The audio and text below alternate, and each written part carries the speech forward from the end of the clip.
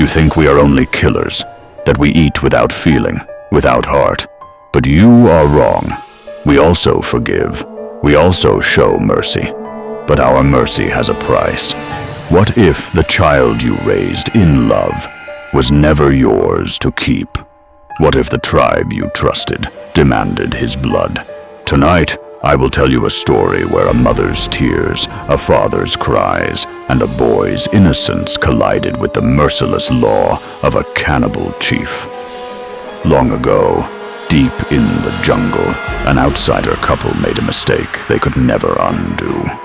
In fear and haste, they left their newborn baby behind, near the dark borders of a cannibal tribe. A barren woman of the tribe, childless and aching with emptiness, discovered the crying infant. Her heart trembled. She pressed the child to her chest, and though it was forbidden, she fed him in secret. She raised him with love, with stolen milk, and with the tribe's flesh hidden in meals, never telling a soul. The boy grew up innocent, playing freely under the trees, unaware of the secret of his blood. He thought he belonged, but one day, while playing near the fires, the chief's guards noticed something strange. They followed him, studied him, and reported to the chief. This boy is not one of us. He was born of outsiders, and so the drums were beaten. The law was clear. The boy must die, and the parents who hid him must burn alive before the tribe. The family was dragged before the chief. The father fell to his knees, shaking, begging, "Take my life, but spare my son." The mother's eyes poured rivers of tears as she clung to the boy. "Please, he is ours. He knows no other world. He is innocent." The boy only stared, wide-eyed, too young to understand death, too innocent to know the fire that awaited him. The chief stood, his face cold and unshaken. His voice was thunder. "By the lore of our ancestors, the boy must be pierced with arrows before all," and the parents burned alive. The tribe erupted in chants, but then a silence fell, because something unexpected happened.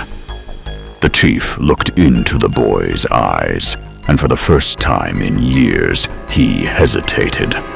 The boy's innocence, the father's desperate cries, and the mother's endless tears cracked something inside the merciless chief.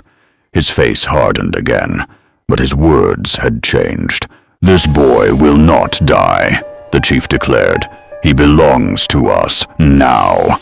Every law we follow, he will follow. He will not leave this tribe." The punishment shifted.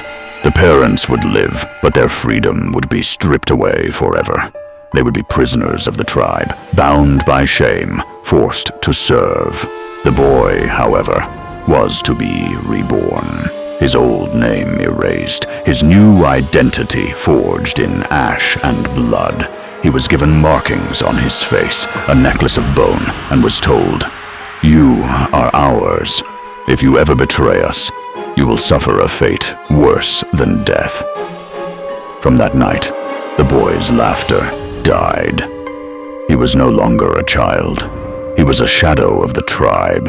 He was trained in their darkest rituals, tested with hunger, forced to hear the drums and chants that turned nights into nightmares. He loved his parents, but when he looked at them in chains, broken and enslaved, a storm grew in his chest. He no longer knew whether he belonged to them, or to the tribe that claimed him. The chief's whisper haunted him. "You are not a son of outsiders anymore. You are one of us, but if you break our law, you will become our meal."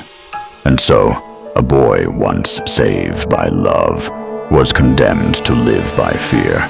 And if you ever hear drums in the night, remember, they are not always calling for strangers. Sometimes they are calling for their own. Tell me, if you were the chief, would you have killed the boy? Or would you have spared him, like we did? Write your answer on comment. I am watching.